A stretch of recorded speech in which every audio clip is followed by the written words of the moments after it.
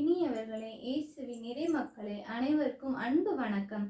தன் கற்பை காக்க, கன்னிமையை கடவுளுக்கு காணிக்கையாக்க, தன் உயிரை தியாகம் செய்த உன்னத புனிதர் லூசியா, பிரகாசியம்மாள், கண்ணம்மா, ஒளிமகள் என பற்பல பெயர்களால் பாராட்டப்படும் அதிசய புனிதர். ஆம், அவர்தான் பெண் குலத்தின் பெருமையாய், பெண் புனிதர்களின் பெருமையாய், அன்னையாம் திரு அவையின் பெருமையாய் விளங்கும் புனித பிரகாசியம்மாள்.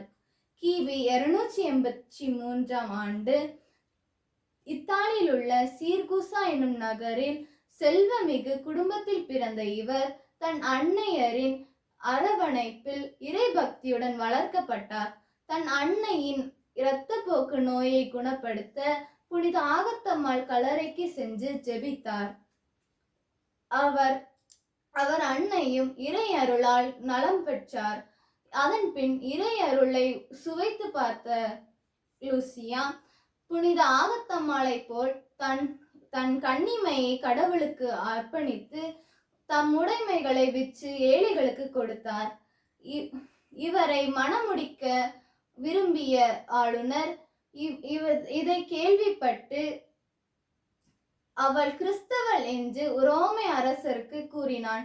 ரோமை அரசனோ கிறிஸ்தவள் என்ற ஒரே காரணத்திற்காக அவரை இழுத்து வர ஆணையிட்டான். இழுத்து வர இயலாத நிலையில் தீயிட்டு எரிக்க கூறினான். அதுவும் நிகழாத நிலையில் தன் வாளால் வெட்டி கொன்றான். இவ்வாறு மறைசாட்சியானார் நம் புனித அன்னை பிரகாசி. இயேசுவிற்காக தன் உயிரை கையளித்த இவரை போன்று நாமும் நம்பிக்கையில் வேரூன்றி இருப்போம். அதன் மூலம் இயேசுவின் உண்மை சீடராவோம்.